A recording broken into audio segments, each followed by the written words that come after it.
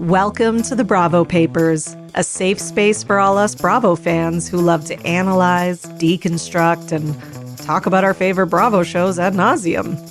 So join me, Bravo and Botox, and we'll catch up on all the Bravo news and read way too much into our favorite shows and Bravo celebrities.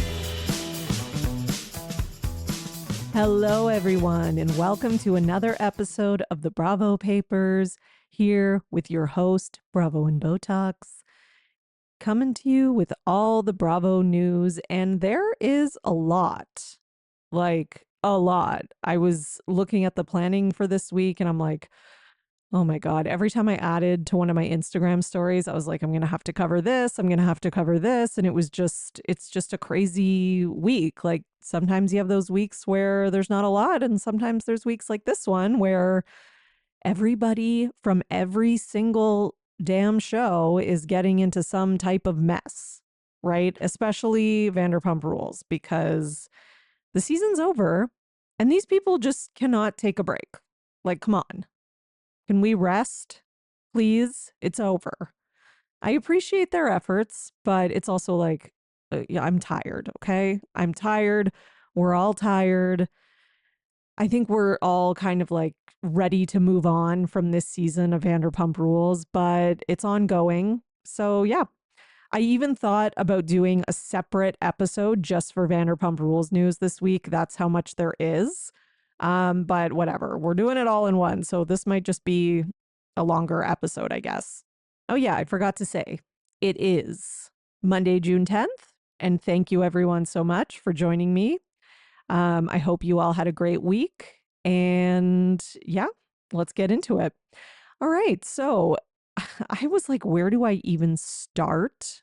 But I'm going to start with Real Housewives of Atlanta because they haven't been like they've been in the news because there's always been like Portia and Simon and all that. But now they are like, oh my God, there's a big thing happening. Honestly, even if you don't watch Atlanta, this story is something. So they're filming for the new season. And, I'm doing my thing as I do, scrolling on Instagram, looking at Bravo stuff. And all of a sudden, I see this report that says that Kenya displayed nude revenge porn photos of her castmate. And I was like, what? Like, my first reaction was like, that can't be true. I just don't think that she would do that. Okay, so this is what it said. So this is from Media Takeout, which is, I guess, some, I don't know, media publication I haven't heard of. I'm not trying to like shade them by saying that. I just really haven't. Okay, so shortly after Kenya Moore made her grand entrance. Okay, so sorry, I have to set this up. So she is opening the Kenya Moore hair, like she has her Kenya Moore hair care line, which has been like very successful. And not just successful, like, like a Bravo housewife company, like it's been successful outside of that. Like was picked up and put into CBS, like she's had real success with it. And anyways, so basically she's decided to open a salon in Atlanta and they're filming for her opening of her salon or some sort of event at the salon. Okay. So basically, she made her grand entrance, and people say that she walked over to a series of posters that she had set up and asked for the crowd's attention. And then she did the unthinkable. Okay. She uncovered the posters, which showed very explicit and graphic images of her rival, Brittany. So, Brittany is like the new Atlanta housewife with a large dick in her mouth. Okay, this is what it says. I'm reading it verbatim. The entire crowd gasped in awe, both at Kenya's audacity and by the manner that Brittany was. Sorry, this is what it says. I okay, I'm not laughing. If this ends up being true and there was revenge porn, I am not laughing at the revenge porn. I am laughing at what this publication said. And this is their choice of phrasing. So I just want to put that out there. I did not phrase it this way. Okay. And by the manner that Brittany was aggressively eating the dick in the photograph. sorry. I have to just get the laugh out or else I'm not going to be able to keep going with this podcast. So, okay, so I saw that and I was like, "Oh hell no. There's no way that Kenya would do this. I just don't see it. Kenya's smart. Okay? So whether you like her or hate her or whatever, Kenya is she's strategic. She thinks things through. Like she's good at playing the housewives game.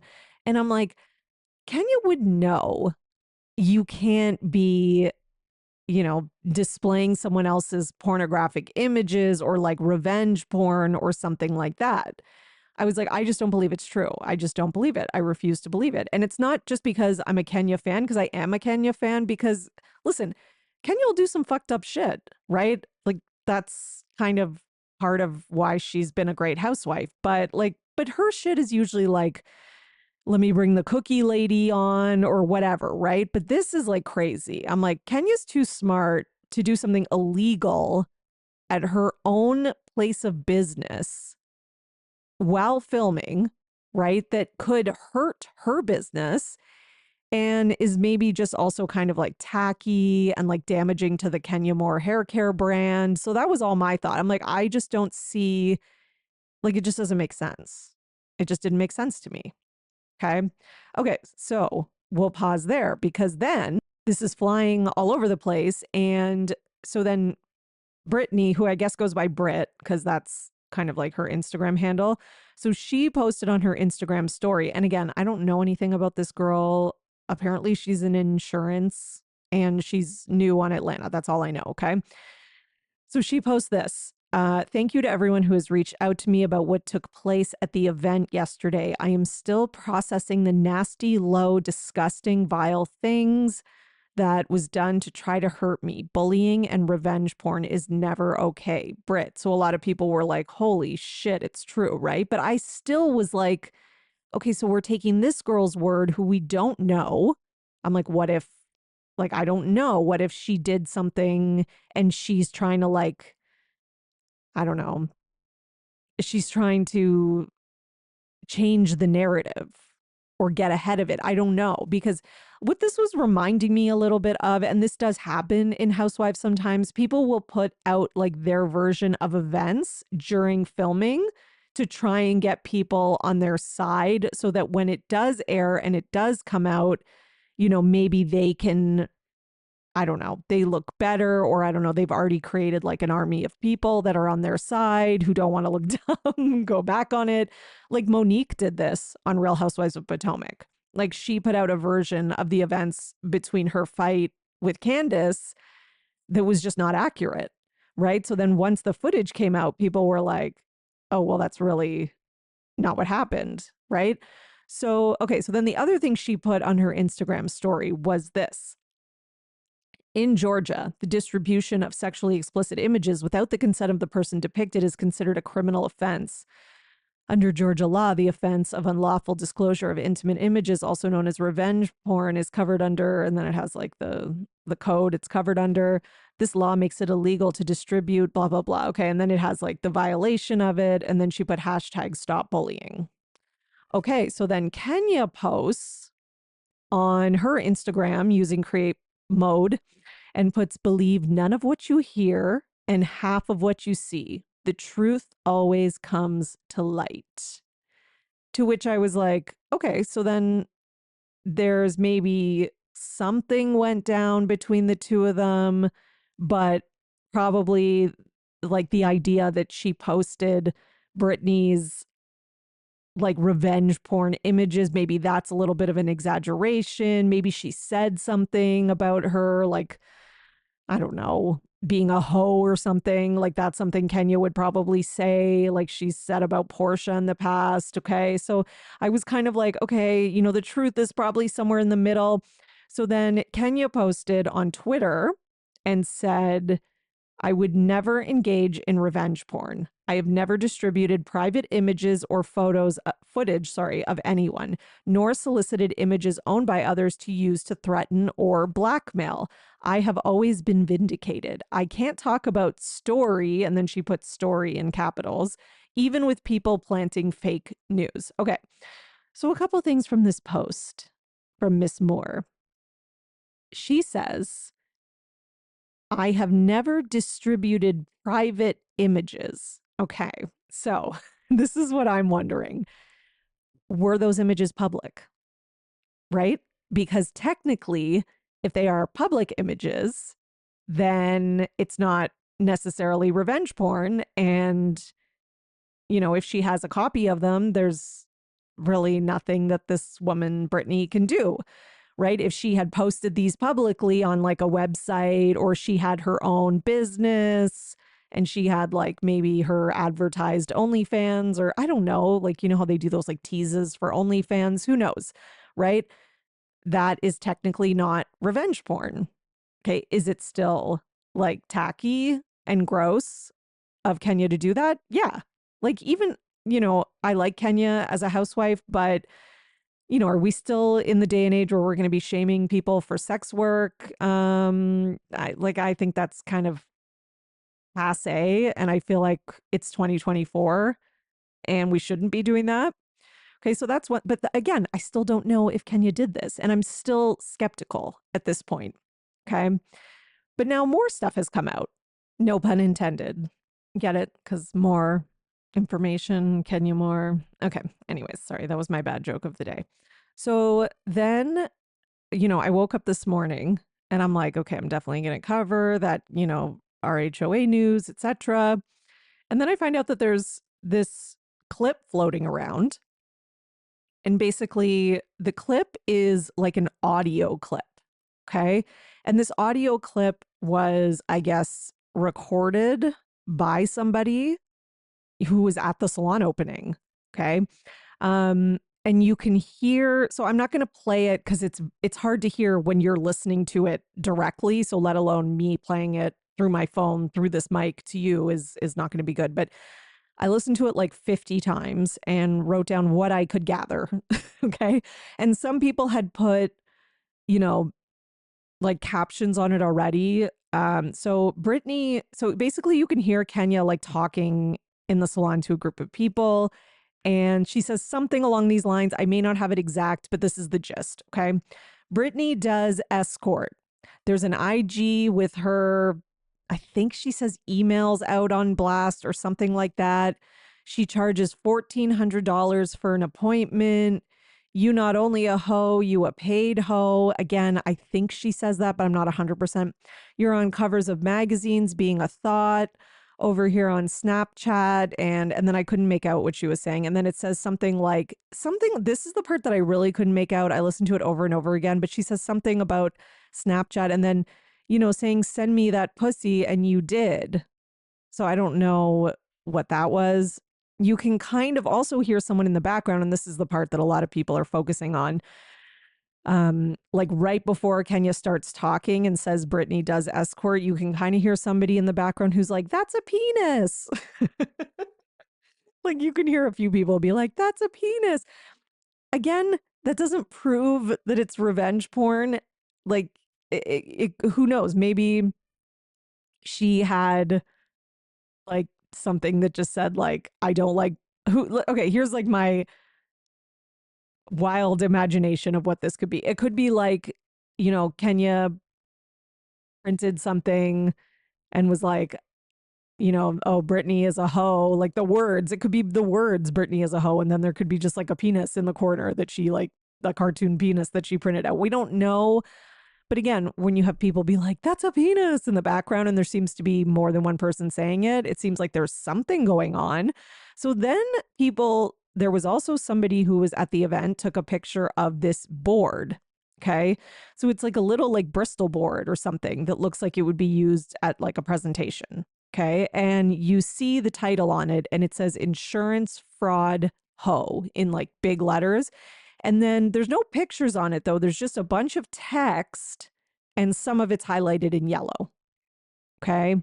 So again, there's the clip floating around that someone recorded on their phone where you can hear, you can hear her starting a speech saying that, that she spoke to her. I don't know who her is, but I'm getting the impression it's Brittany, about how she's been struggling with the salon and to get people in the seats at the salon. So I don't know. I don't know if this is the impression I'm getting. Maybe Brittany came and maybe Kenya confided in Brittany about struggles that she's having with the salon and getting people in the salon.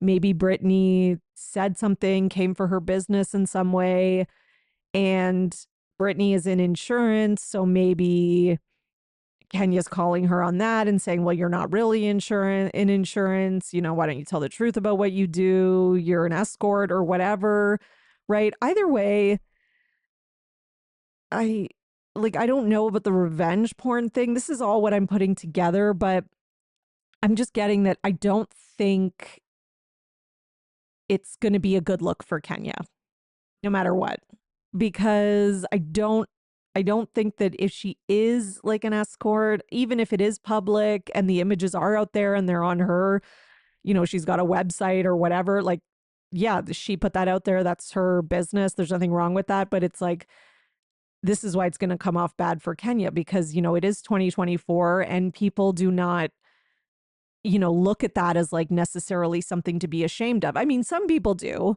but I think a lot of the Bravo audience doesn't, and they're the ones who are watching and who care. And I think people are going to be a little bit like, well, why are we shaming sex work?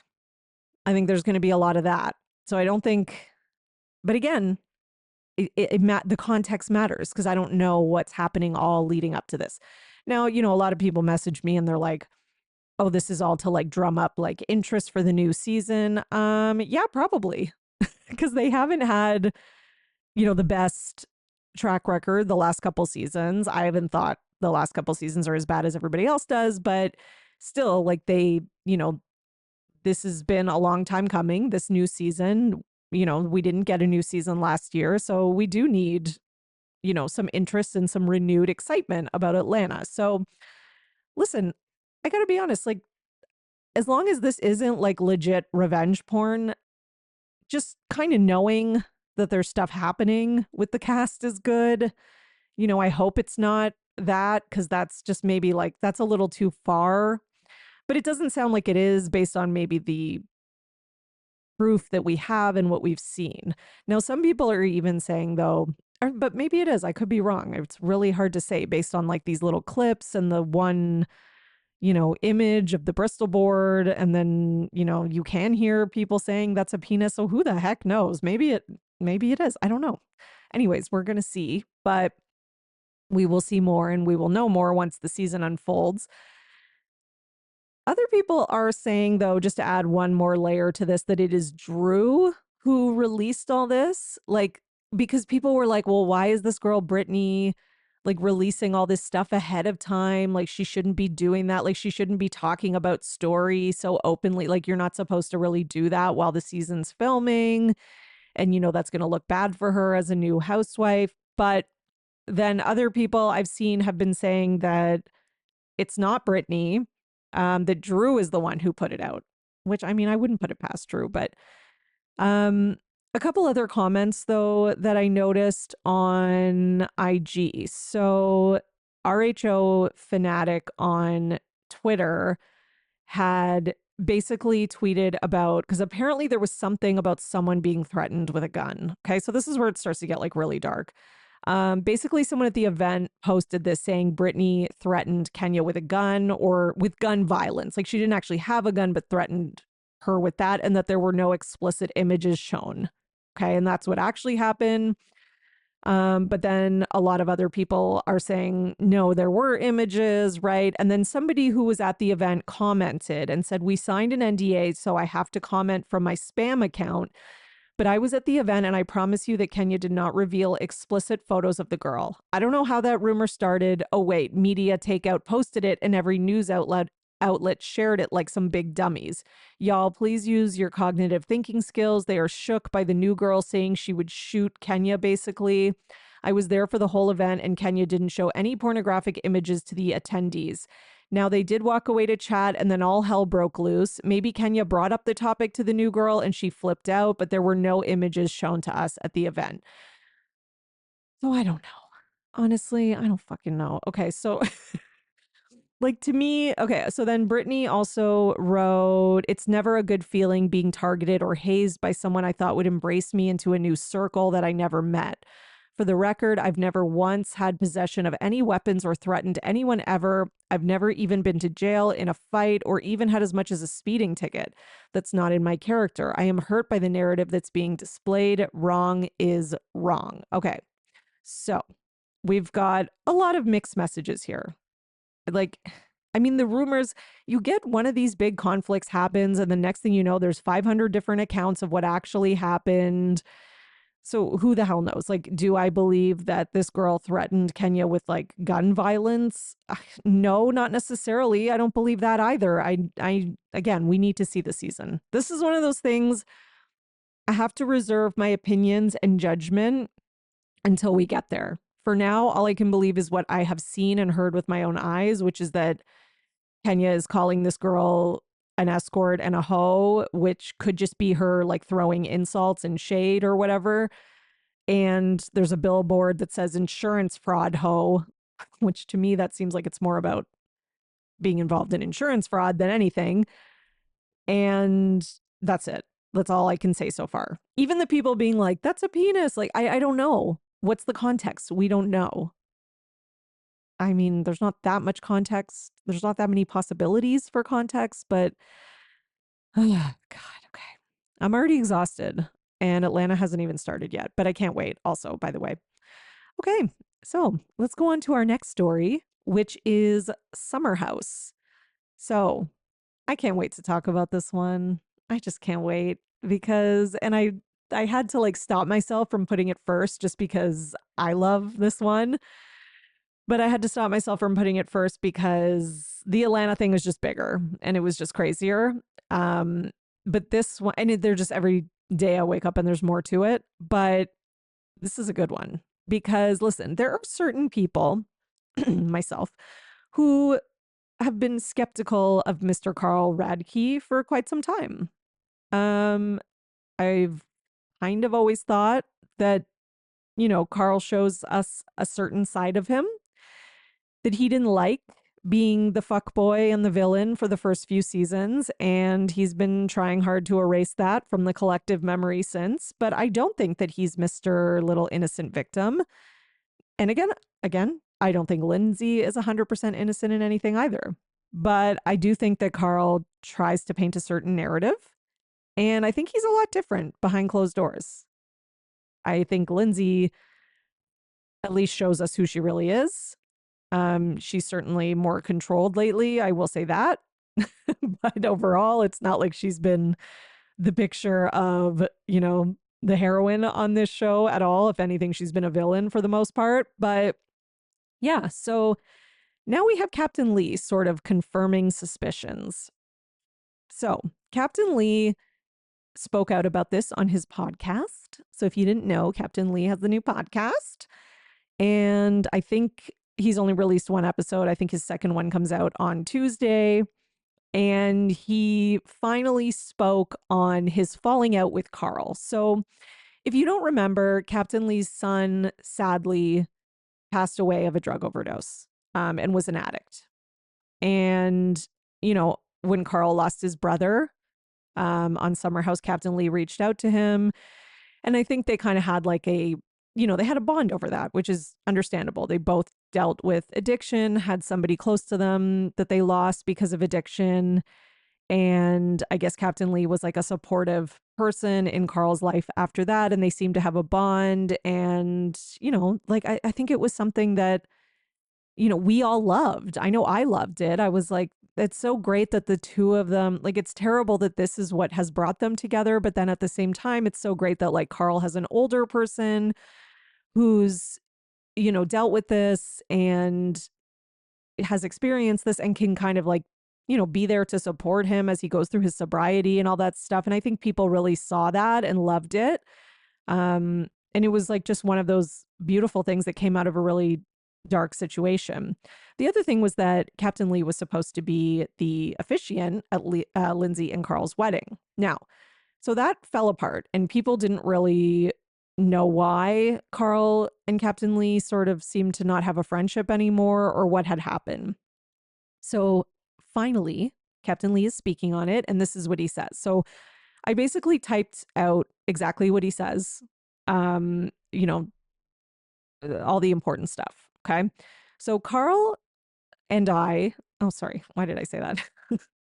I screwed up my typing. Okay. So he says, I gave Carl the opportunity opportunity to be on the podcast and tell it as he saw it. So it is him and Lindsay's breakup. Okay. So basically they segue into this by Captain Lee and his co-host, who is his publicist, just talking about how they watched Summer House and how Lindsay and Carl are in the news. So he says, I gave Carl the opportunity to be on the podcast and tell it as he saw it. If there was a question he wanted taken off, we took it off.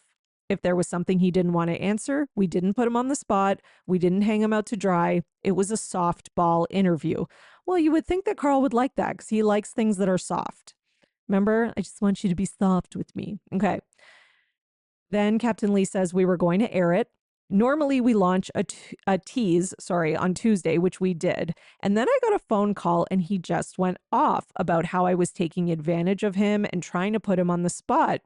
His media person, publicist was there, as was mine.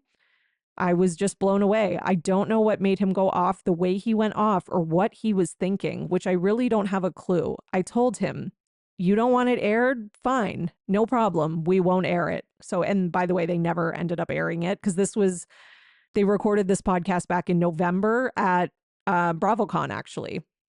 He ended up hanging up on me after accusing me of deceiving him. Mr. Radke, you were never deceived by me. After watching this season of Summer House, I don't think certain people were entirely honest with me. End quote. So that's what Captain Lee said. So few things happening here. This is the other side of Carl. Okay. And it's funny because later in the discussion, Captain Lee's podcast host actually describes Carl as Dr. Jekyll and Mr. Hyde. I'm sorry, but is that not what Lindsay's kind of saying? Like, and if we go back, not even just Lindsay, like if we go back to past seasons, like we've seen, I can't remember if it was Paige or Sierra. One of them said that Carl's just an asshole or like an undercover asshole or something like that, right? And there's been lots of clues to it this whole season, right? But I think he's very good at saving it for behind closed doors. I think all of this to me lines up, and what makes sense, right? I think he holds a lot in. Okay. I think we've heard Lindsay say there's anger problems. That's something that he's had to work on in therapy. She's felt the need to record him. And again, if he was just like that on camera, she wouldn't probably feel the need to do that, which is probably why he doesn't feel the need to do that about her, because Lindsay does have those moments on camera, right? Granted, she had less of them this season because it does seem like therapy might be helping her a bit, but she still definitely had her moments. Like the whole audience hated her when she was being like, are you on drugs or whatever, right? So, but I think that Carl could be a monster behind closed doors. I really do. Like I can see it in his eyes too. There's some and again, it could be because of the shit that he's been through. He's been through real shit, right? Like his brother passing, his addiction. Clearly his parents had a volatile marriage. There's also the side of it, like I kind of think he's a bit of a mama's boy, and his mom, kind of tells him that he's right a lot, and that sometimes that can make people quicker to anger because they're not used to dealing with disappointment, or they're not used to dealing with just like somebody not telling them that the sun doesn't shine out of their ass, whatever it is, right? It could be a combination of all these things. A lot of times straight men in our society are, they don't deal with their emotions. They bury them inside because they're told that it's not like masculine to express emotion. Even when his brother died, like he did express emotion. I think he probably felt a lot more of that in private, which is fine, that he has every right to that. But I could see that like sometimes when you're burying a lot of sadness and hurt, it can come out as anger, right? Like anger, I'll never forget this line, but anger is sadness turned outward, right? So I think Carl does have a lot of sadness. Like I can see it in him. Again, that doesn't excuse, him popping off on Captain Lee or Lindsay or whoever else. I think he's probably done it to Kyle too. But since Kyle's also like a man baby who has temper tantrums, I think Kyle forgives him. But, I think this happened. I have no reason not to believe Captain Lee. I don't see Captain Lee as some like messy person who's just going to make up shit for no reason. I also think the interesting thing is that, at the end, he says, after watching the season of House, I don't think certain people were entirely honest with me. I mean, he's obviously talking about Carl, right? And I think a lot of us, maybe not everyone, because there are some people who just hate Lindsay so much that they're not willing to see that Carl could have had any role in this, breakup or whatever. But I think a lot of people do see that Carl's trying to kind of manipulate the audience, his castmates, into like, this is all Lindsay's fault. I'm innocent. And the truth is that she's not innocent, and neither is he. They both are in this toxic relationship. They both have a fault, right? And I think what's pissing people off is Carl trying to convince people that it's like this, you know, I'm victim, she's villain. I think that's what's pissing people off, right?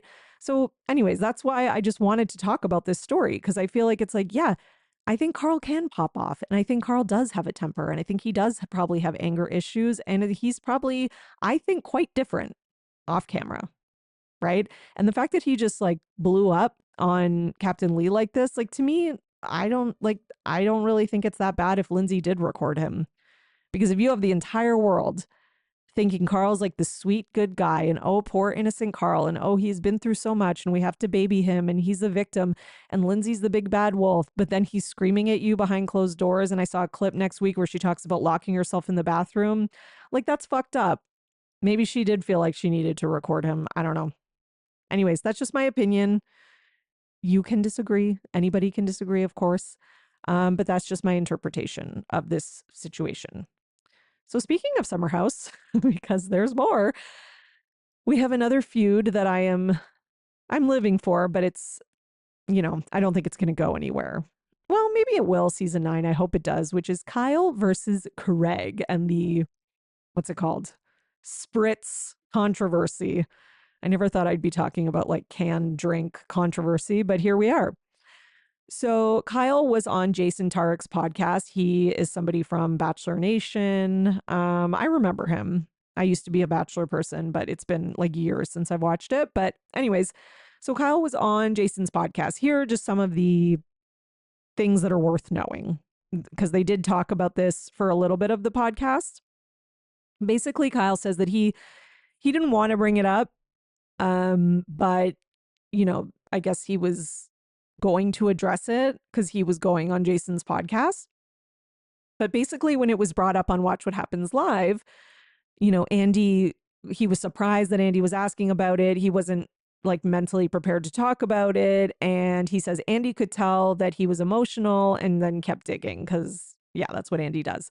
And Kyle kind of sounds like, I don't know, in the interview, like he just sounds pretty salty that Andy pushed this. But like looking back at it, when you look at Andy asking it, and Andy does poke, okay, I'm not letting Andy off the hook, but Kyle gives more information than he had to. He certainly does. But again, it's one of those things like you're an adult, you still gave the information. Kyle regrets his delivery, and that, he'd make things awkward given the friendships between, or his friendship with Craig and Paige. So he regrets that he's made things awkward because obviously he has. He says Loverboy does have investors and they were very confused about this drama, and that every employee contractor has equity in the company. And this includes Carl. So basically Craig, or I don't know if it was Craig. It wasn't Craig. It was the other girls who are involved in the Spritz company. They're from that podcast, The Toast, I think it's called. And they were saying that like Loverboy doesn't take on investors or something like that. So Kyle was like, no, we do. Kyle also says that Craig never expressed interest in Loverboy. And in February, Craig reached out to get drinks with Kyle, and Kyle thought they were just like catching up, like as friends. They got drinks before, they planned to meet up with other friends after. Example, like Schwartz was in town for Watch What Happens Live. And it wasn't till like the last 10 minutes that Craig like sprung this on him. And then their other friends showed up. So I guess maybe they couldn't talk about it in as much depth as they wanted to. Kyle followed up with Craig after and said, I've thought about the opportunity you told me about, and I'd like to counter it. Please hold off on signing anything with Spritz. So I guess Kyle is saying that like there was some kind of opportunity that he was trying to, or some sort of deal he was trying to make with Craig. And he was telling Craig, like, don't sign anything with Spritz because, you know, I'm going to make you a counter. I don't know. And then Kyle makes a point to say that they're about to launch like a THC soda, whatever. Okay. At that point, Craig said it was too late. I guess he'd already like signed something with Spritz, and that, you know, that hurt Kyle. Okay. So Kyle says he was hurt that Craig would hop in bed with a competitor without giving Kyle a chance. So I'm getting the impression that I guess Craig was like, here's the offer I'm getting from Spritz. Okay. This is the offer. You can make a counter to try and give me a better offer so that I'll sign with you instead of Spritz. And that's it. Right. And then I guess by the time Kyle got back to him, Craig had already signed with Spritz. That's the impression that I'm getting. Okay. Then Kyle also says that Ben and Kyle were at the same conference in January. So Ben is somebody who's involved in Spritz, and Ben messaged Kyle to get dinner while they were there. He messaged him in a DM, but Kyle missed the DM, but they ended up running into each other and scheduled a dinner in the city on February 7th. So this is right before Kyle's dinner with Craig, and they discussed throwing a party to cross-pollinate their audiences.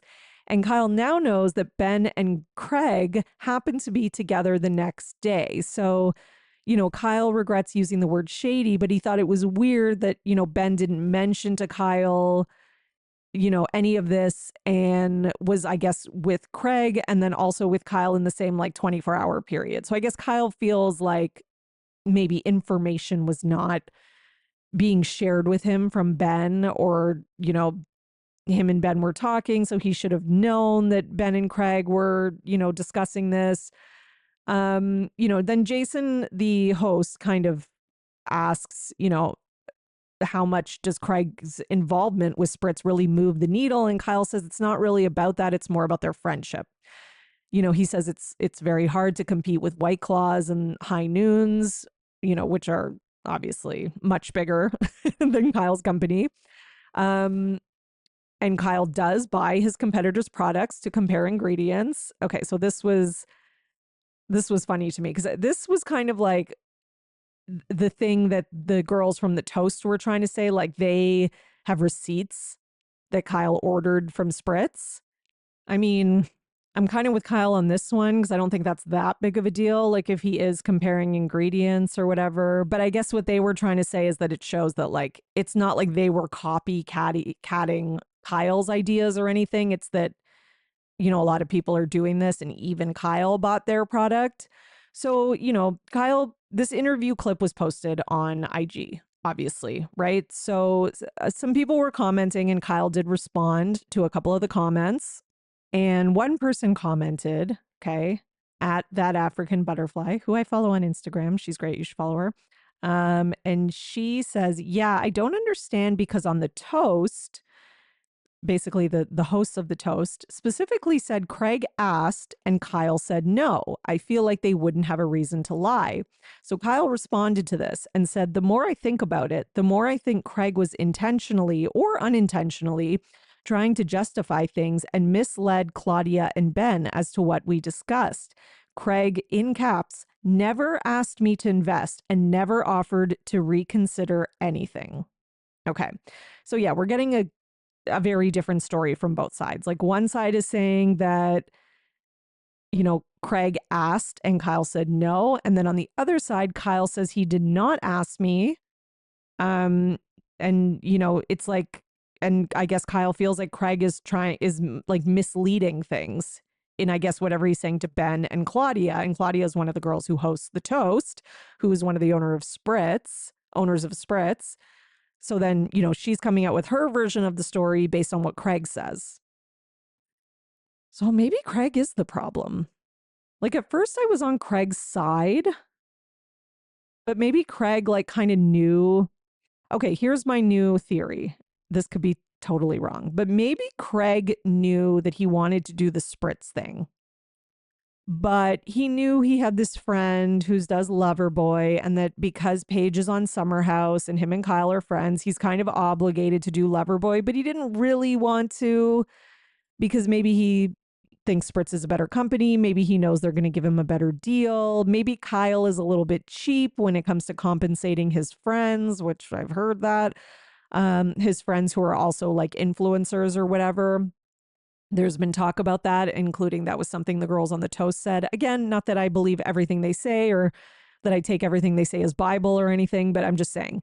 Okay, so maybe that was the situation, right? So maybe Craig like purposefully had this kind of like vague conversation with Kyle where he was maybe kind of happy that it got left like sort of like vague and unresolved.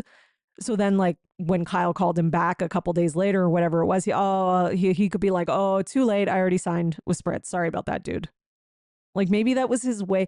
Like it sounds like maybe Craig wanted to do this and he didn't, but he didn't want to be in Kyle's back. Like he wanted to maintain his friendship and good standing with Kyle.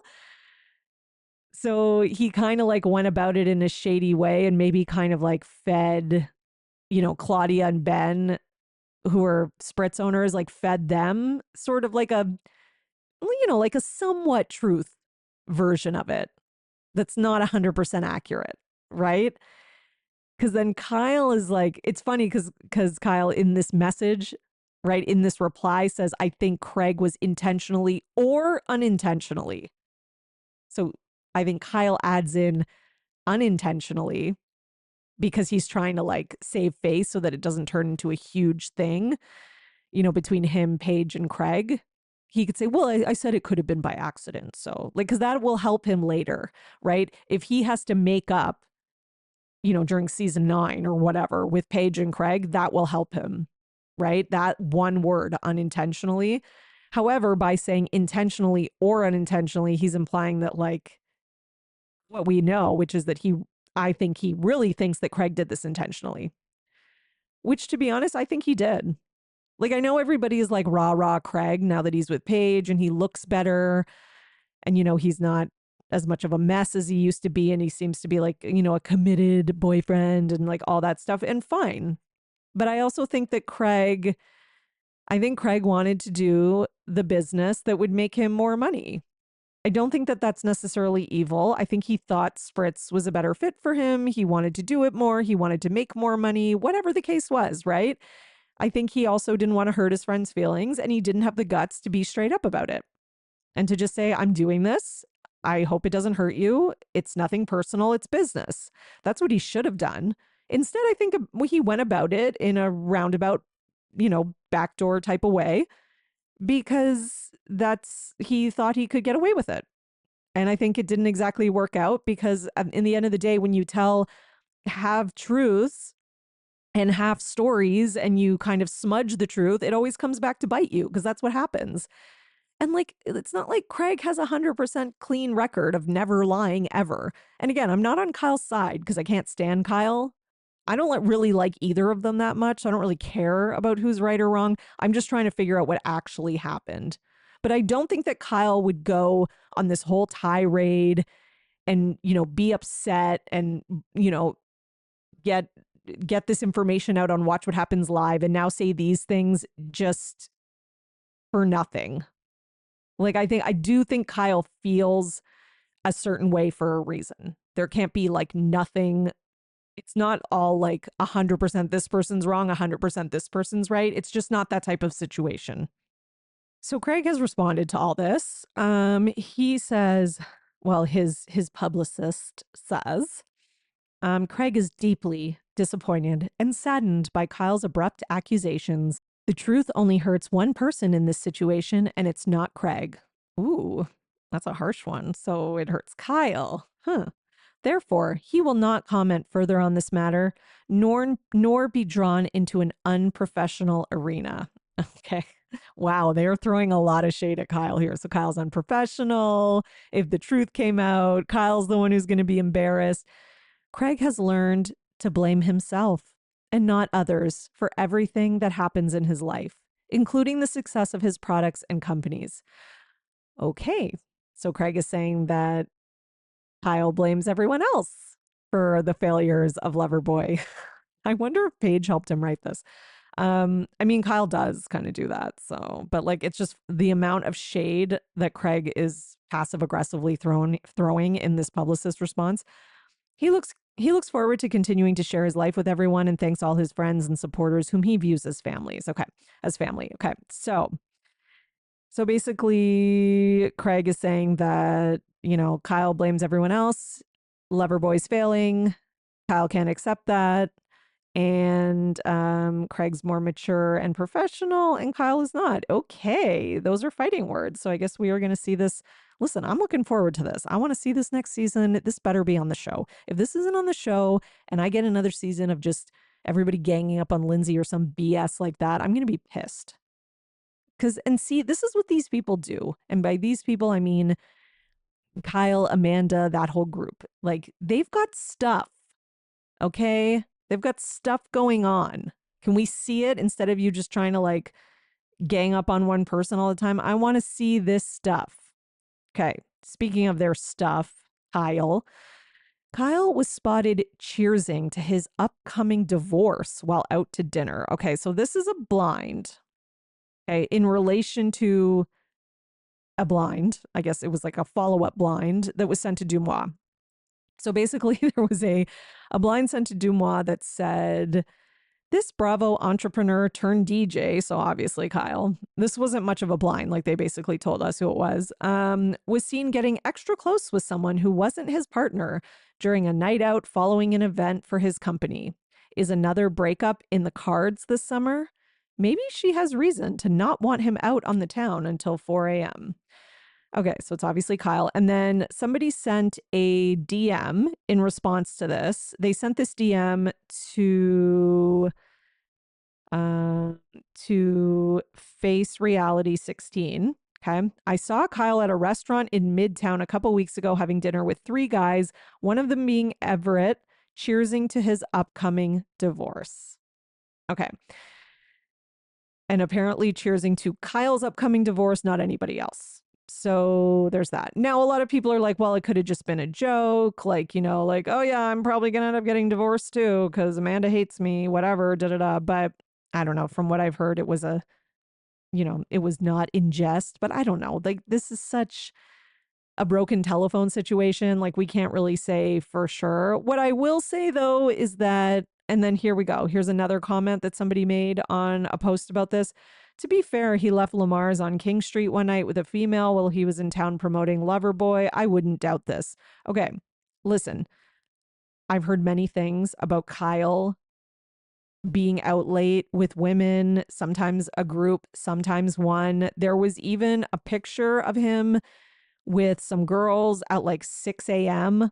And there was an actual photo. It was posted on Reddit at one point on the Summer House Reddit, and it got deleted. So it's not there now, so you can't find it, but it was. I will tell you that it was there. Just saying. And again, I get it. I get that he goes out, he's promoting Loverboy, whatever, but this is not like out promoting Loverboy at a public event, taking pictures. Like, this is like after partying and being out with girls, like, and at all hours of the night, like 4 to 6 a.m. Nothing good happens after midnight. Okay. And definitely nothing good happens between like 3 and 6 a.m. I'll tell you that right now. Okay. And listen, I honestly and truly think that Amanda is like an out of sight, out of mind type where I think she's just, as long as it's not in her face and he doesn't embarrass her, I think she'll deal with it. Like it's sad, but I actually think that's true. I think once it's in the public and he gets busted, then she's going to want to make a thing of it and divorce him. Okay. Like it's very like Lala, like it's like, I'm sorry. It's hard for me to believe that Lala didn't know things about Rand. But then once it was in the public eye and those pictures came out of him with those girls, then Lala had to deal with it. Right. So to me, this is just kind of a similar situation because I think Amanda's like, well, we have to stay together. We've got a business. Maybe he's giving me like the certain type of lifestyle I want. Like, I like the fame, I like the money, I like what comes along with being Kyle's wife, etc. It doesn't seem like Amanda's friends are all that keen on him as a husband. Like, Sierra and Paige seem, you know, like, even them trying to convince her to do something separate from him, that seems to be their way of being like, maybe protect yourself because this isn't going to last. Like, there's just a lot of reading between the lines that needs to happen. And yeah, I just think this is true. Listen, again, I don't know if they're going to get divorced, but I wouldn't be that surprised if, there's some sort of cheating, whatever scandal that comes out in the next little while. I thought the part with her at the reunion saying how, like, yeah, Kyle goes out and like, I don't want to. I want to stay home. So, like, that's part of it. And, like, our fans are very respectful. Okay, Amanda, keep telling yourself that. Our fans are respectful. Yeah, I'm sure a lot of them are. I'm sure there's also a lot of girls who are not like fans of Kyle and Amanda as a couple. They are, I want to get on this show and I'm thirsty. Full stop, period. Okay. Okay. So, what's our next story? More Summer House. Okay. Listen, if you didn't watch this season of Summer House, if you abandoned Summer House, you made a huge mistake because the season was amazing and you need to go watch it now. There's still 2 more parts to the reunion, so you can catch up with all of us. Okay, so Carl did an interview with the New York Times and he says he regrets how he handled things with Lindsay. Of course, this is coming out now because he's getting a lot of backlash and people are kind of changing their tune and the sort of like sentiment of like, oh, Carl's the victim of Lindsay. There's still a lot of people who are anti-Lindsay, but there's definitely a lot more people who are like, well, Carl's at fault as well, right? And I think Carl was kind of riding the wave of like, she's the villain and I'm not. And he says he's not proud of how he handled things with her. Okay.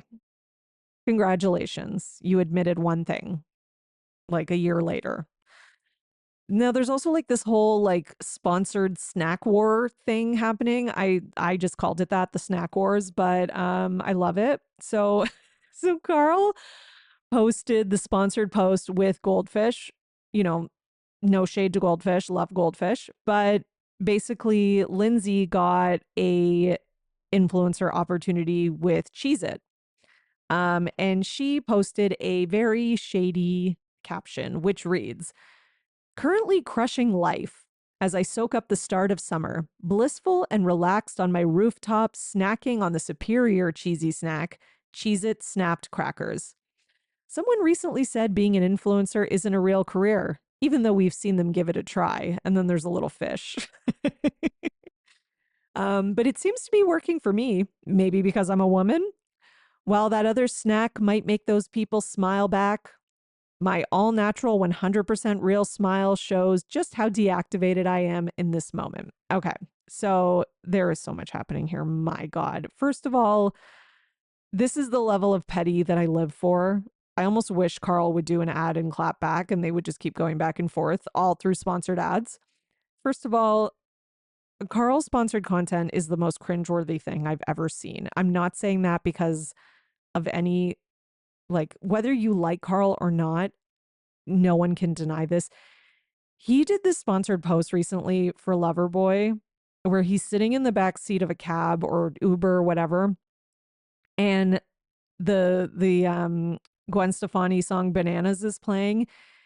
and his lips are pursed. It's really weird, but then he all of a sudden starts like mouthing the words, and then he like takes a drink of the lover boy. It's the most cringe thing I've ever seen. I'm describing it. It doesn't sound cringe at all. Go watch it. You will crawl inside of yourself. It is so bad.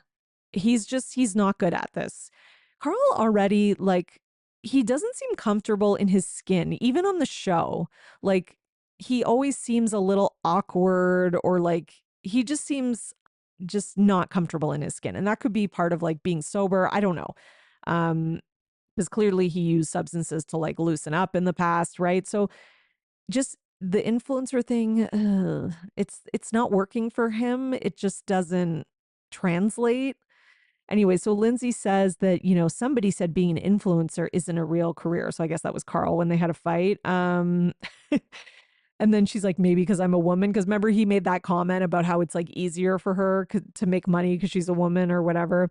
Um, and then she makes the dig about having a natural smile because people have a lot to say about Carl's veneers, obviously, because they're freaking terrible. And Lindsay recently even had like a post with her dentist, like talking about how her teeth are 100% natural and that she was blessed. Hashtag blessed. Okay. So yeah, the post breakup shade, we live for it. Lindsay was also on the Not Skinny, Not Fat podcast, and she said there was a cut scene from Summer House where Carl was basically complaining about Loverboy and said it's the worst 4 years. It was the worst 4 years of his life. She also says that the day after he broke up with her, sorry, to go back to that, she wishes that they would have shared that on the show because she's like, it makes it look like I'm not being supportive, but I had real reasons to question going back to Loverboy, which I think a lot of people kind of see that already, because he was talking about on the after show how he had to like spend 20 grand on a career coach to help him get over his like trauma from Loverboy. So yeah, anyways, she also said the day after they broke up, or that he broke up with her on camera, he asked her to go to couples therapy, which that's a weird thing to do. And then my thought was like, okay, maybe he's trying to prove that like he wasn't trying to end the relationship. But then she also says that he had canceled the therapy the day before. So she was like, what? And she said that in terms of him saying like, I was just trying to postpone or, continue the relationship, she says like in the conversation, she was never given the option of postponing, which, yeah, definitely. I'm not going to fall for the way this man is trying to spin it. It's fine. If you wanted to break off the relationship, it's fine. You should have. That was the right choice. You guys were a terrible couple. You were toxic. But don't just admit it. Don't try to pretend it was something else. And you should have done it off camera. You made a mistake doing it on camera. Now you got to eat the mistake. Like that's just sometimes, again, I say this on this podcast all the time. We make mistakes and we need to take the loss more instead of trying to victimize ourselves so that we don't have to take the loss. Okay. I'm watching Bethany do it for the last 2 years, Rachel Leviss doing it, you know, countless other people, Tom Sandoval. It's just like sometimes you fuck up and you just need to own it. And that's the best way for it and everyone to move on faster. But when you do things like this and you play like a snake, it just ends up dragging it out. Okay. Let's talk about Vanderpump Rules. Speaking of people moving like snakes. So Ariana and Tom have agreed to private mediation regarding their shared home. If they can't agree, it will go to trial in 2026. Oh my God, what a nightmare. I hope that they can agree for Ariana's sake. And it's like Sandoval is just dragging this out for his own, I don't know, ego, pettiness, whatever.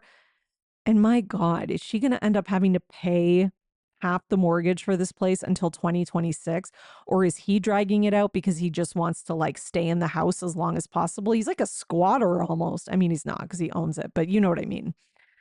He's just the worst. And like, this is what people forget. Like people who have no sympathy for Ariana. It wasn't just about like, not that like getting cheated on with your friend is not enough. It's like all this shit that she has to deal with, like the legal ramifications, the home, because he couldn't just do the mature thing. and agree to sell it right away or vacate the home right away or whatever. Now she has to deal with this. And because he had to be, an idiot and record Rachel's screen, whatever, what's it called? FaceTime call, that ended up roping Ariana into that as well. So it's just like the amount of issues that he has caused for this woman is just, it's crazy. Like it's not just a like, she got cheated on. So Lala was on Amazon Live and she made this comment where she kind of pretended she didn't know that something about her opened. And she was like, "Oh my God, did they open? That's so great for them." Or like, I don't know, some crap like that. And basically, Katie responded. Okay. And Katie commented on the live and was like, "I mean, Jess for sure watched my stories, so she knew. Guess they don't talk that much," with like silly face emojis because, okay, Jess is like Lala's podcast co-host, and of course she knows. They know everything. And I think Jess even like asks her the questions and is like her assistant during the Amazon Live. So it's just a ridiculous thing to say. And thank you, Katie, for pointing it out. Now we need to talk about the nightmare trifecta, which is Tom Sandoval, Billy Lee, and Victoria. Victoria is Tom Sandoval's new girlfriend. So if you haven't seen this going around on social media, basically Victoria and Kyle Chan went on the Up and Adam podcast and were asked questions about Billy Lee because Billy Lee has been popping off on Instagram Live and her own podcast about Victoria. Okay, so she's saying like Victoria's a bad influence on Tom Sandoval, that they drink together, they get high together, like just all this stuff. Okay, so Victoria and Kyle Chan go on this podcast because they want to respond to all this. So here's a few things that they say. So Victoria says she's never touched Ariana's stuff and never had Tom call Logan because she barely knew who Logan was. So basically, Billy Lee was saying that I guess Victoria wanted her and Tom to sleep in the master bedroom. So, so that she wanted Tom to move Ariana's stuff out so that they can stay in that bedroom. So that's what she's responding to. Okay. Victoria says, Ariana came to the house at one point while Tom was on tour to pick up her belongings. And Tom had moved some of Ariana's stuff upstairs. So Victoria was like, but I never touched any of it. And she says that she respects Ariana, respects their relationship, and, all that kind of stuff. Victoria also says that she never told Billy Lee any of this stuff. She hasn't spoken to her since March 25th. And says that she's never met Ariana and only walked past her once at, I guess, the premiere party for Vanderpump Rules. She says she has no hard feelings towards Ariana, respects her, all that kind of stuff, and that she doesn't want to sleep in their bedroom, that it would be awkward, and she'd prefer that they sleep at her own house because she has her own house. So then Adam, the podcast host, asks them about, like drugs, etc. Because Billy had said that, they were having drug issues, right? And, Billy was saying that she had staged an intervention for Tom and that Kyle was present. So Kyle says the craziest thing is that when Tom wanted to get sober, the main reason was to do it in solidarity with Raquel so that she wasn't doing it alone. But then Tom realized that he felt good from not drinking. So Kyle says like they kind of moderated their alcohol when they went out, but that Tom never had like a drinking problem. He just didn't want to drink during a bad time. Now Tom feels like he is strong enough, that he can drink again, basically. And Kyle says like it's not a secret that Tom does mushrooms like at like a music festival, whatever. But he says that the drug allegations are not normal and you can't just say that about people. So obviously he's talking about Billy Lee because she's saying that, right? Victoria says that the house was messy because I guess Billy Lee was saying that like the house was in like disarray and like in a state that she's never seen it in. And it's because Tom is using drugs with his girlfriend or whatever, right? Which again, there could be some truth to that. I don't know. And Victoria says it was just messy because Tom was newly single. He's having parties. Kyle said guests would try to like minimize the mess and clean up after the parties. Kyle says he's not aware of any sort of like intervention. It's so funny. So funny that everything Ariana has ever said continues to come out as true. So Tom does have a lot of parties and they are disgusting and he does make disgusting messes and it's not Ariana's fault. Okay? Love it. Okay, on the topic of an intervention, Kyle says Billy created the intervention. So she had this idea. Okay. But says Kyle created it or wanted them to say that it was Kyle's idea so that their friends would believe it and join. So I guess that kind of implies that like people won't believe something if it's Billy who's saying it, I guess. So Kyle says that Billy called him one day frantically, and Kyle basically added Victoria and Tom to the call, but Billy didn't know that. Okay. And then during the call, Billy was saying Victoria's a drug addict.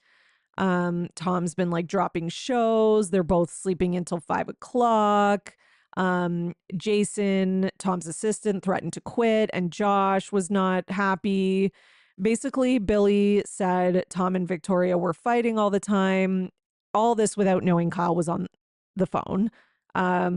Billy also told Tom that Kyle tried to drug him. So this is what I was confused about because it said Kyle added them to the call. So I think this was a different phone call. Sorry. Okay. So then on a different phone call, Kyle was on the phone and Billy was like, oh, like to Tom, Kyle tried to drug you and like take advantage of you, which is a really, really serious accusation. Basically, Victoria says Billy, is crazy, is trying to isolate Tom, and that this was the reason that her and Tom were fighting so much was because of Billy Lee's involvement in everything. Victoria says, Billy told her not to trust Kyle and that Kyle has tried to drug Tom and take advantage of him, but not to tell Tom. Which, if you really thought that Kyle tried to drug Tom and take advantage of him, why wouldn't you tell your friend that? And why would you tell his girlfriend and not him? Like, that doesn't make any sense. Okay, so anyways, where was I? Oh yeah, so Billy also told Victoria that Kyle is obsessed with Tom and not to trust him. Victoria says the fights with Tom stemmed from Billy because, Victoria would question Tom on whether Kyle was taking advantage of him, I guess, because of what Billy said. So by the way, Kyle and Billy do this not Kyle and Billy. Why am I saying Kyle? Sorry. Yeah, no, Kyle. Sorry. It is Kyle. There's too many Kyles. I was like, oh my God, I'm getting it mixed up with Summer House, but I'm not. So Kyle Chan does the interview with Victoria. They do it together, I guess, to show that they are like united against Billy Lee. Okay. So basically, Kyle says that Billy texted him like today, the day they're recording the podcast, because she found out they're recording the podcast and, told him that Victoria was the one who went to Billy and said Kyle wanted to drug Tom. So basically, Kyle Chan is like, okay, Billy's trying to manipulate me and convince me that Victoria is the one saying that. Isn't this all so crazy? I'm just going to tell you all the stuff that they said. We're almost done. And then I'm going to give you my thoughts, by the way. I can't even give my thoughts throughout, really, because it's just too crazy. So then Kyle and Victoria also say that Billy asked Tom to give her a baby, basically give her his sperm, and has been telling everyone, including the Queer Eye host, I guess. I don't know why this person's involved now. Like they're like, Nene, like, why am I in it? Okay. Tom does want kids, but not with Billy Lee. Victoria says Tom got like nervous when Billy Lee asked him about this, and I guess, he doesn't want it. Right. He doesn't want it at all. And at a party, the Queer Eye host told Tom that he heard they were going to have a baby. And Tom realized the news had traveled and denied that he was ever going to have a baby with Billy Lee. Okay. Kyle doesn't know whether Tom will keep being friends with Billy Lee because, he doesn't know. And they're best friends and they're very close. Okay. So it sounds to me at this part that Tom Sandoval's kind of scared of Billy Lee, like she has something on him. That's the impression I get. Because so Billy Lee goes to Tom Sandoval and asks him to have a baby. Let's pretend that's true. I don't know if it's true. Let's just pretend. And then goes around telling people that it's going to happen. And then Victoria says Tom got nervous and said he would think about it, even though he didn't want that at all. Okay, so why can't you just tell Billy Lee that? Why can't you just say, I want a baby one day, not now, and not with you? Like, I don't understand why that's, not like, I mean, the question is crazy in the first place. Like, asking your friend to have a baby with you is a big thing. Even if it is just like a sperm donation, it's like a crazy big thing. So it wouldn't be crazy for Sandoval to say no to that, right? So it sounds like, her saying Tom got nervous, like that gives me the impression that like he's scared to say no to Billy about things. Maybe Billy has stuff on him. I don't know. And then Kyle Chan in the next part says like, I don't know if he's going to keep being friends with her. They're best friends. Like it sounds like this best friend is causing a lot of trouble between you and your other best friend and now your new girlfriend. So it's kind of like there's something weird going on here. And the fact that Billy Lee is like so obsessed with talking about Sandoval, like on her podcast and going on Instagram lives and sending these texts and stuff, it's just something's off. Okay. I don't know what, because none of them can be trusted. But, anyways, Victoria says that she just wants Billy Lee to leave her alone. Like, it honestly sounds like she's scared of her. Like, she talks about her like she's a stalker and she has no intention of trying to get on the show. She's like, I just fell in love and I had no idea what I was getting into. Well, that's your own fault because, Sandoval's like bragging about how you never watched the show and how you're not on social media, even though you are. Maybe you should have watched the show and gone on social media.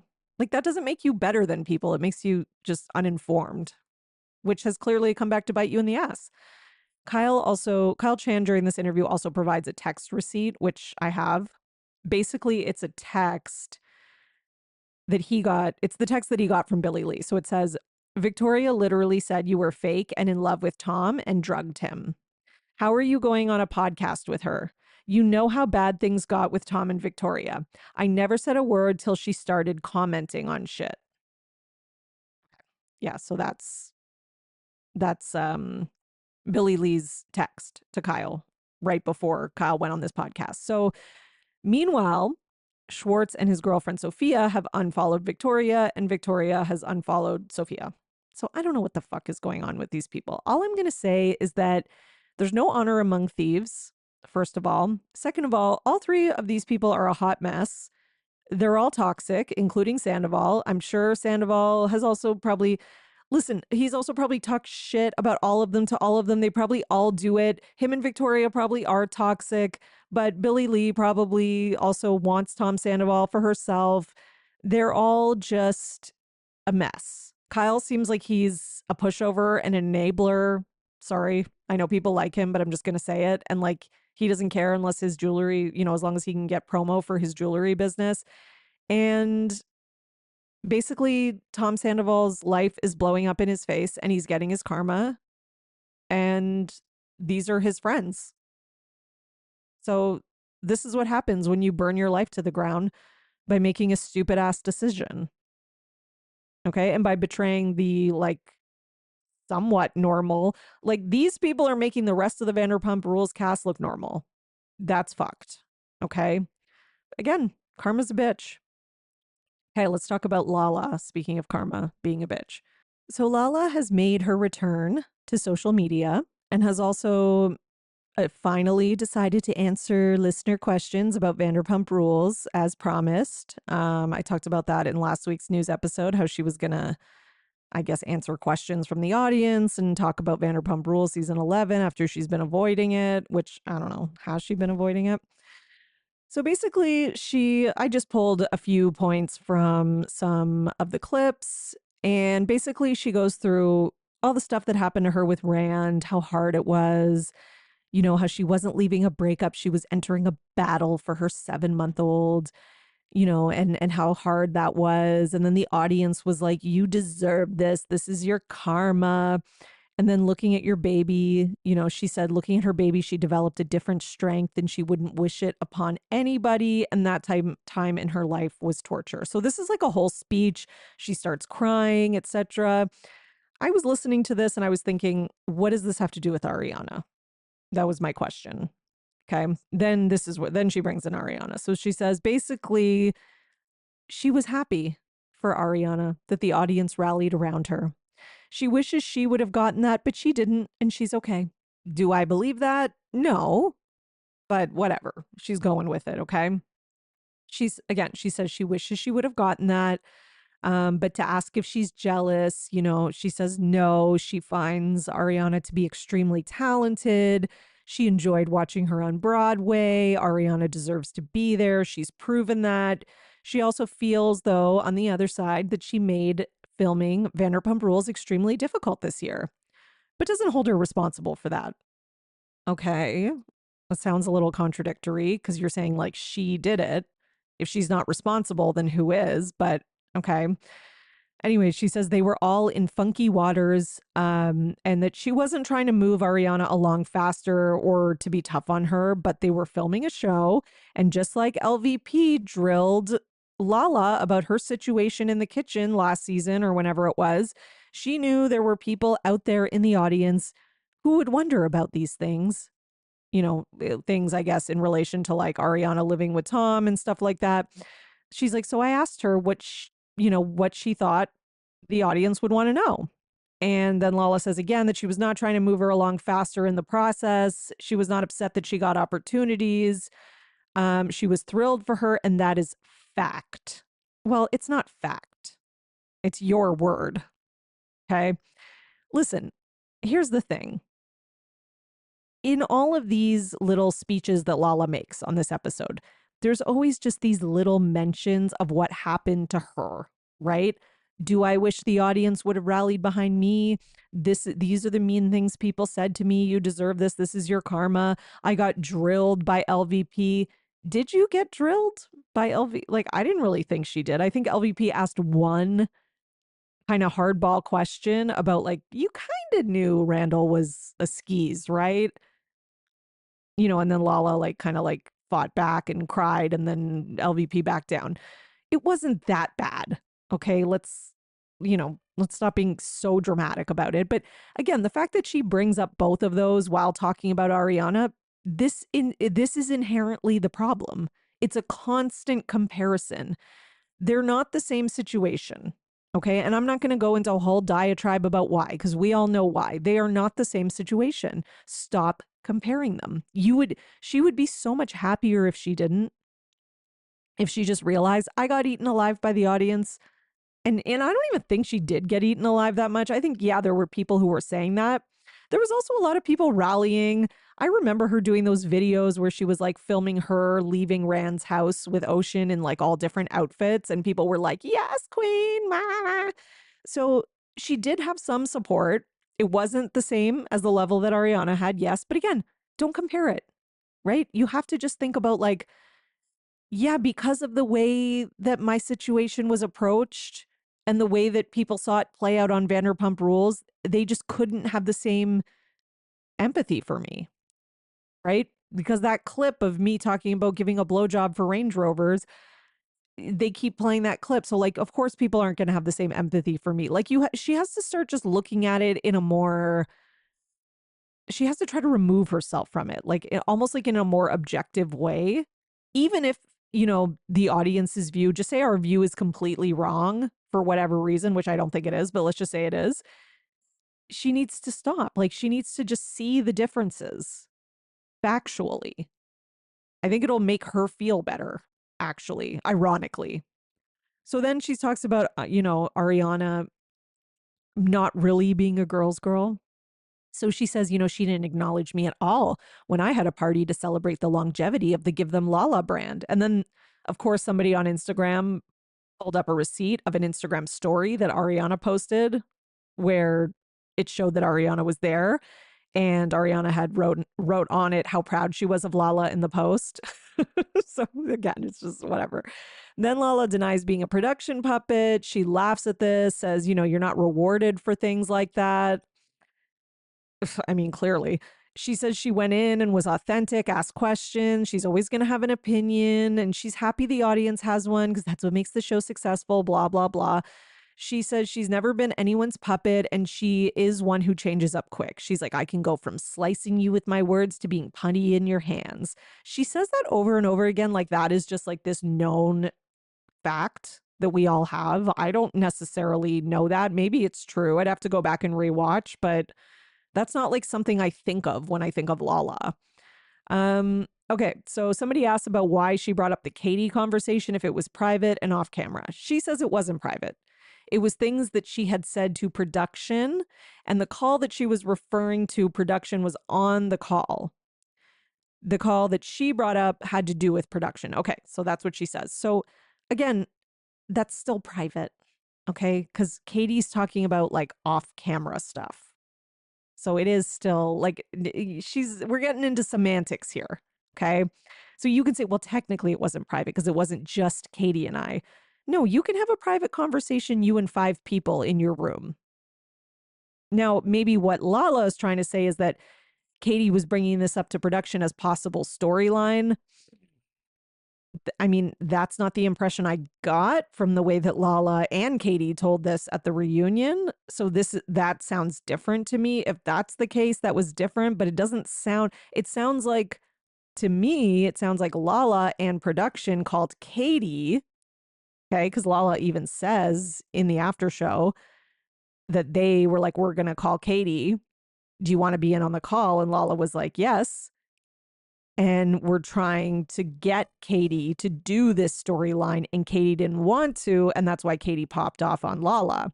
That's what it sounds like to me. So I like how she's just like making these like slight changes to history now. So then she brought up Ariana's apology.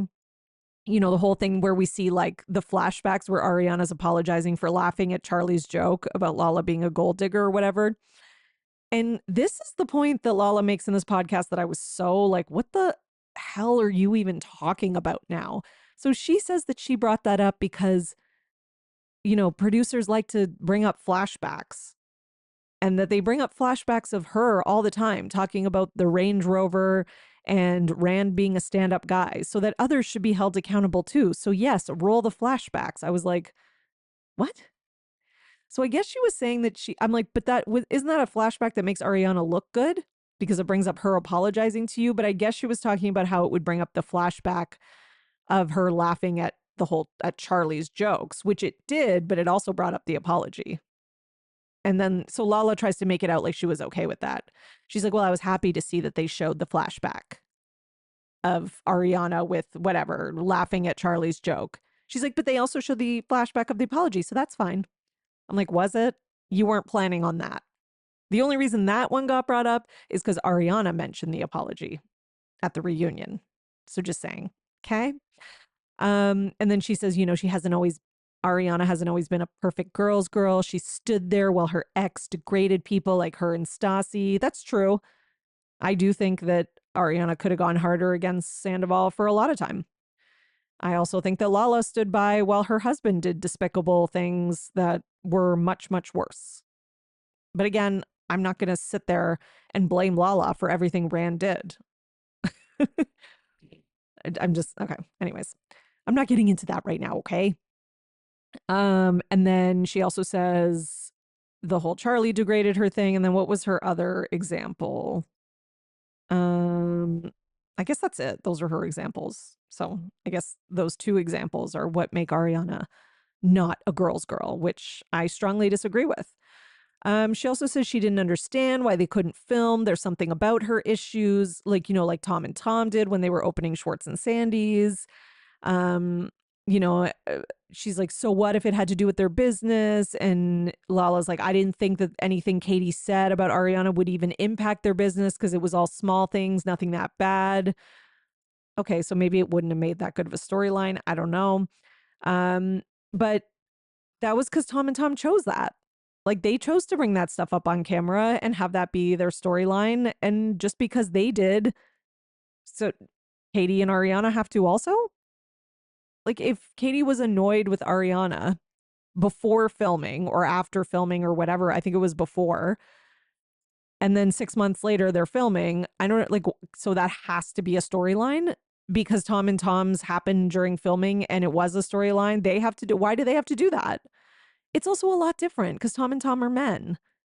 Okay. So they can get away with a lot more, right? Like Katie and Ariana already have something working against them as women opening a business, which is that they're women. And they already have something working against them, which is that, you know, everyone's going to be comparing them. And we didn't know Scandival was going to happen when they decided to open it. So everyone's going to be comparing them. They're going to have LVP, like, and like, yes, did Tom and Tom deal with that with Schwartz and Sandy's? Yes. But again, they chose to do that on camera. That was what was going on with them at that time. So it's like Lala lives in this world where everything has to be perfectly even and fair. And that is just not how reality works. Full stop. Period. Context and nuance matters, Lala. I know you don't think it does, or maybe it doesn't in your brain for some reason, but it does. She also says that she didn't ride for Sandoval. He had invited her to lots of events. She didn't show up to them. She just feels she practiced compassion and treated him like a human. Okay, fine. It's I don't think people even care that much about that. I think they care more about how you treated Ariana.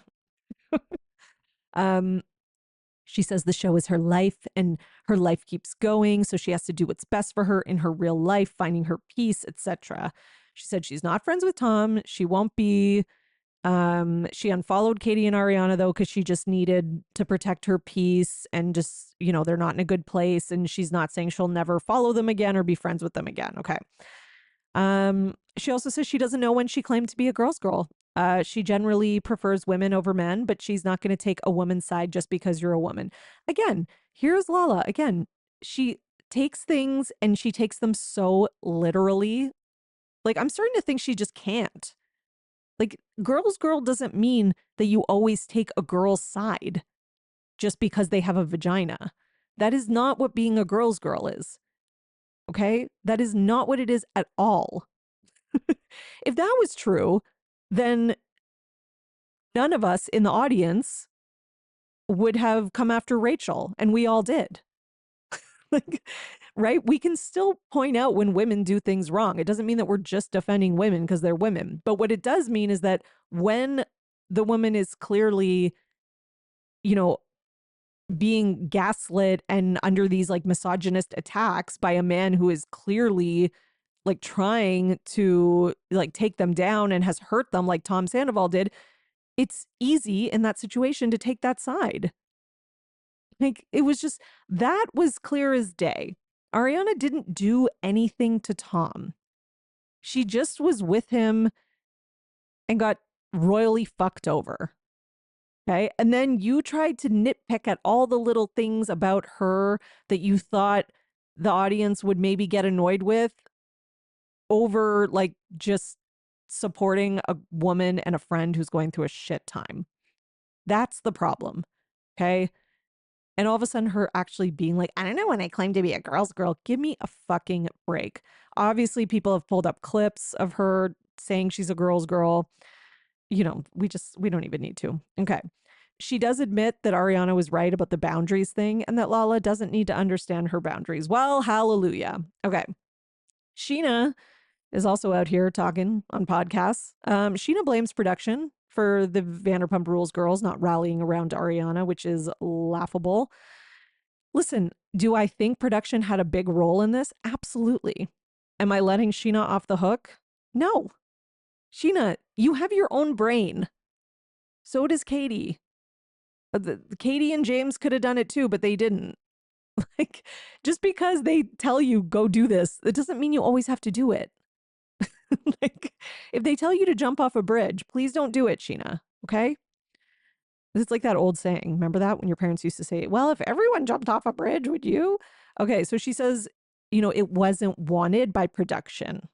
She says that the season started as like a girls season. But, then I guess production was like, no, we don't want it going in that direction because everyone has to be included, which is so stupid. If Sheena would have just stopped and thought for a second, even if they did say that, it's like, okay, who's not going to be included? There's other people that are filming with different people. Like, get the fuck out of here. I don't know. It's all just annoying. Sheena also says her and Katie had some good moments, but they were cut. Then she says there was a moment at the end of the reunion where Ariana came up to her and gave her a hug and told her she loved her. But we didn't see that. We just saw Sheena going over to Lala. Well, that doesn't matter, Sheena, because what you just described is Ariana coming up to you and telling you that she loves you. So that doesn't make you look any better. Why weren't you going up to her? That's what everybody was mad about. She's such a ding dong sometimes. Okay. Alex Baskin has also responded and says that Sheena's version of events is dramatic and a heightened account of what happened. I mean, I don't believe that either. I don't believe either of them. I think Sheena, Lala, and production were all very happy to paint this narrative. I think they were all annoyed with Ariana. I don't think production was annoyed with Ariana. I think production just wanted to protect Tom for whatever reason, because probably he had some agreement. He wouldn't, we know it took a long time for him to sign his contract for this season. And they probably were like, okay, we promise we'll try to get you some sort of redemption. We will tell the cast this is an ensemble show. Like, I think that was production side. Okay. But then I think on the other side, they were like, listen, here's a way to do this. We have to, right now, Ariana looks like the perfect victim. We have to make her look like an imperfect victim so that, we can get the group a little bit more back together.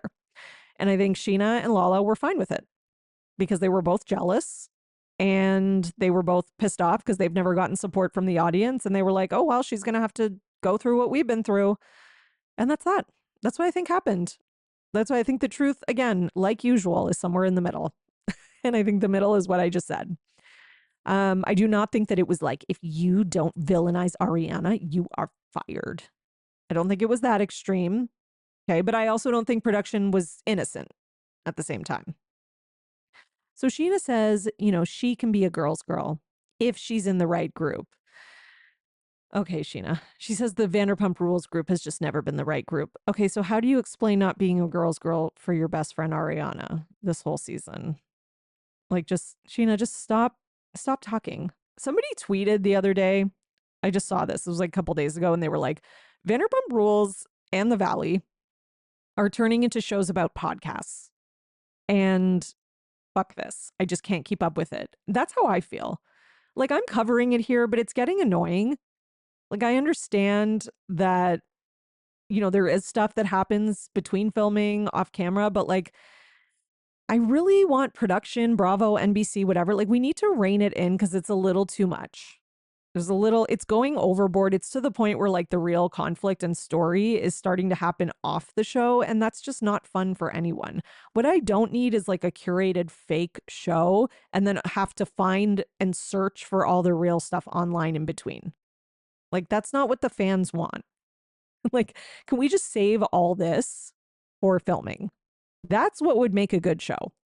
Instead of tweeting at each other, sending each other DMs and apologies and blah, blah, blah, just shut your mouths, live your life, save all those feelings, and then spit them all out when the cameras come back up. That's what Vanderpump Rules used to do when it was in its glory days, like the first 5 or 6 seasons. That's why it was so good. They used to purposefully not talk about things.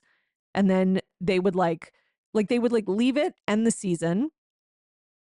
And then, whatever had been resolved between naturally was resolved, whatever. And then new stuff that, they knew they wanted to talk about, they would talk about it. Right. And they wouldn't be going online and like blasting it and talking on a podcast about it. Like, it's crazy. Okay, let's talk about the Valley. Speaking of people talking on podcasts. So Jesse Lawley says he feels bad about how they all blamed Kristen and that he thinks they can move forward. And he knows now that it was Jax that started the rumors about his marriage. Well, yeah. Obviously, he's going to walk this back because he physically was like seemed like he was trying to get to her, and it was not a good look. And he pushed Brittany, and he's lucky. That man is so lucky there's no reunion, because he should have to answer for that. But yeah, I'm glad that he can see that, you know, it was really Jax who was the one who was starting a lot of this. Janet was also on a podcast saying that basically Zach called her trash and a loser. And she says that on that finale night at Jax's bar that she felt scared of him. He had to be physically removed from Jax's bar. And then Kristen responded and says this is a lie. He was not physically removed. But then since then, Janet has actually posted some receipts saying, you know, it's Brittany texting her saying, how are you feeling today? We ended up having Zach taken out of the bar last night. He was going nuts. And then her messaging Jack saying, hey, the night of our finale filming for your bar soft opening, was Zach kicked out or did he just leave on his own? Jax replies, kicked out. I kicked him out last week too. And by the way, Jax spells TWO, which is just so Jax. Okay.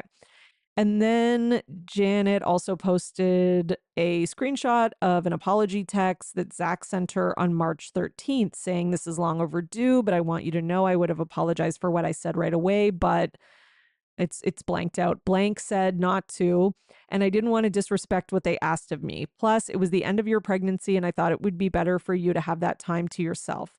I also told them to tell you that I wanted to apologize and that I sincerely regret saying what I did. There is no world where what I said was okay, and you also might not accept my apology, which I understand, but I wanted to still say that I shouldn't have said those things. So, what exactly those things were, I don't know. Maybe this is the miscarriage comment she's making, or maybe this is something else and she's still exaggerating with that. I don't know. But I'm assuming we'll probably find out season 2. And I hope we find out season 2 and not on social media. That is what I hope. Okay? But it does seem like Zach, you know, lost his shit, and it does seem like he's got some stuff to answer for too. Again, does this make like Janet innocent and Janet the hero? No, it just means that, you know, Zach has a temper, clearly, and that, you know, Zach needs to own up to his part in things too. Okay.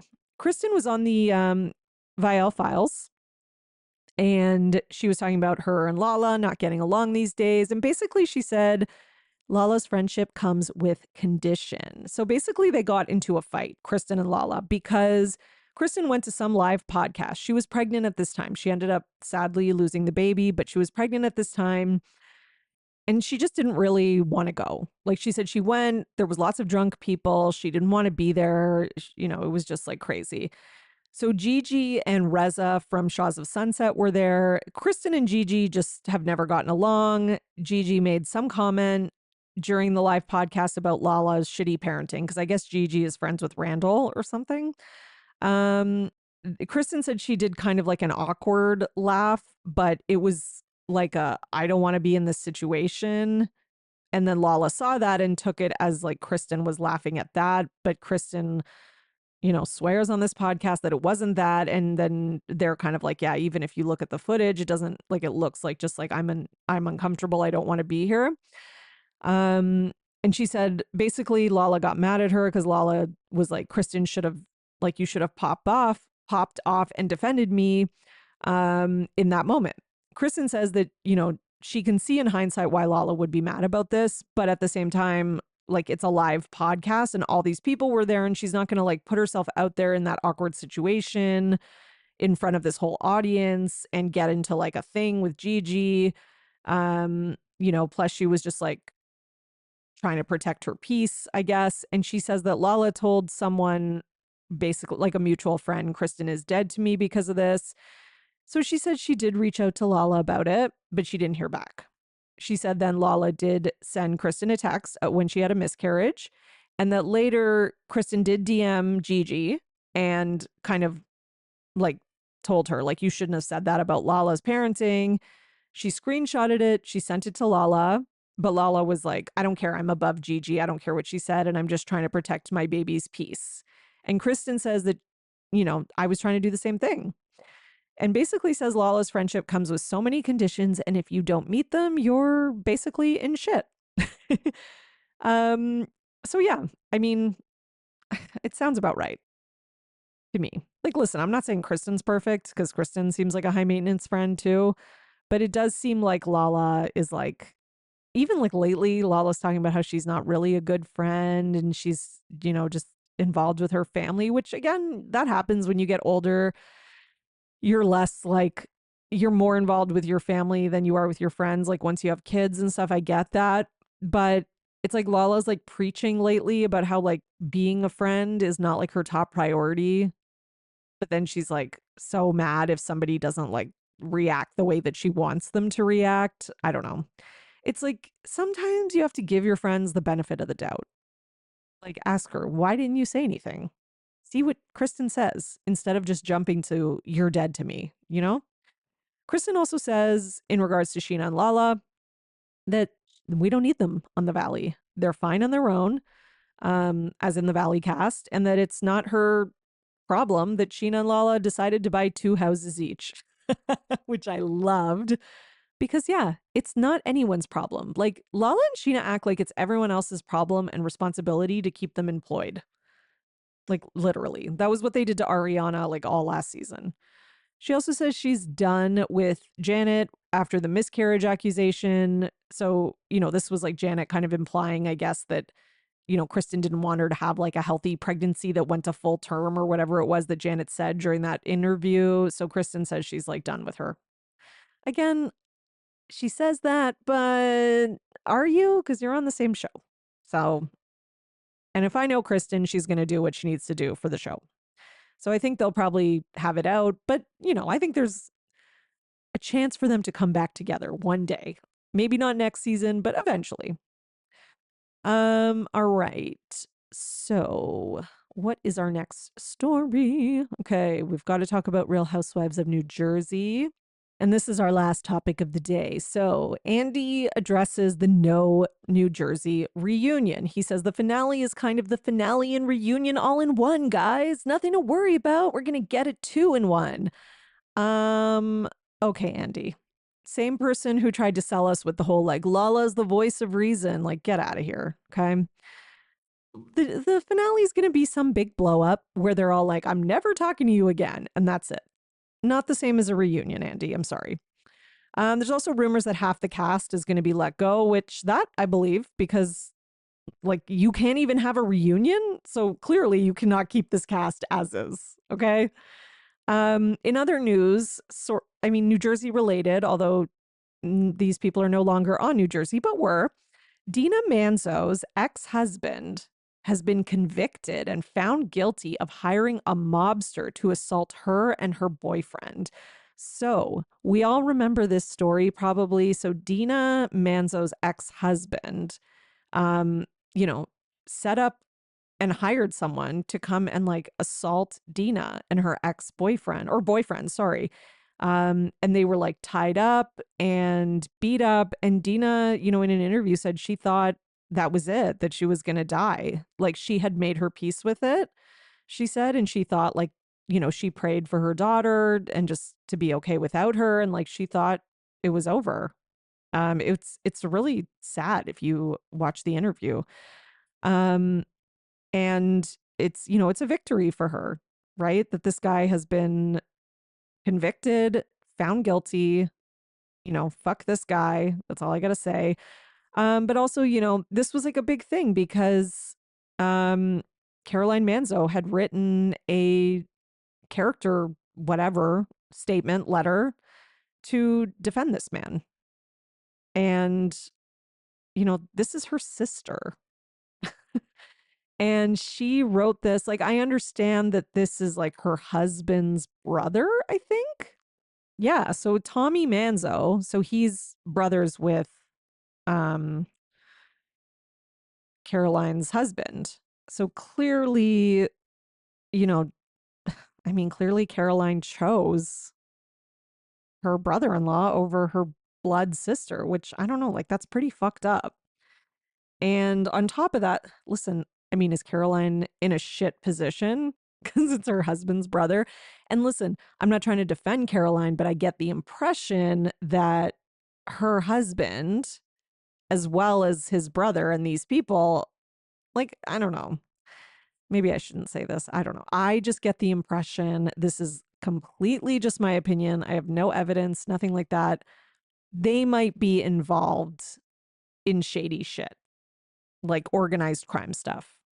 Okay. And I don't know how much choice Caroline had in this, or what kind of fear or what kind of organized crime stuff she's tangled up in with this family. I don't know. Okay. What I do know is that Dina has every right to be mad at her, and that it is still a fucked up thing to do, no matter what the situation is. And I can completely understand her never talking to her again. Like, I get that. So somebody did, you know, ask on the post, because Dina put a post up just being like something about like her piece or whatever. And basically in the Instagram comments, somebody asked, has your sister apologized? And Dina said no. Somebody else wrote the quote, Caroline's like famous quote of like, something, me and my family were thick as thieves or whatever. And somebody wrote that and was like, that didn't age well. And Dina was like, no, it did not.